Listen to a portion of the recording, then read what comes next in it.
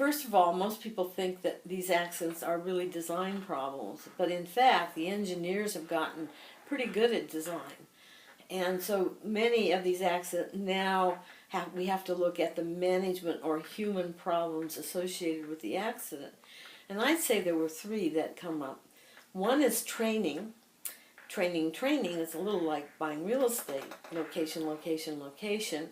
And when you finish training, you should complete more training.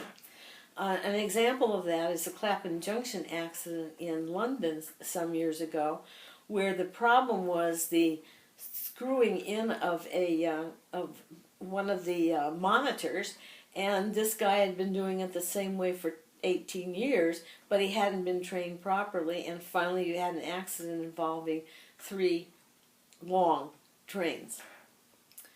Second problem is the decision making. Who makes the decisions and what is the basis for their decision making?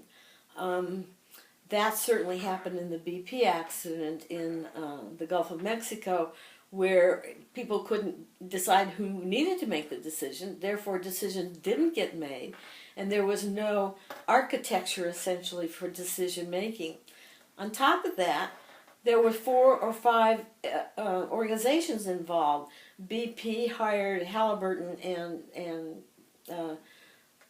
Transocean, and they didn't do things right, and BP didn't have any monitoring over them. And then the Mineral Management Services, which was BP's regulator, essentially got into bed with BP. The third one is production pressure, and my guess would be that production pressure is probably a keen thing to look at on the Bay Bridge. That people need to move on to next jobs and make more money, and so therefore they get hurried and they don't check their work. And then we had a wonderful example of production pressure in the Columbia accident investigation. The Columbia launched, but people knew they should have investigated and looked at it more carefully, and they didn't ask the Air Force to take pictures of it. So they didn't know that the foam was coming off the side of the thing until it re-entered and blew up.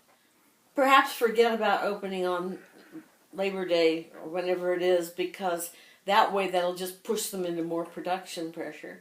I think there should be a careful analysis of what did go wrong, and I think that analysis should not only include engineers, but people who work on the other sides of that. And there are a growing number of us now around the country, and we are by and large social scientists or management scientists.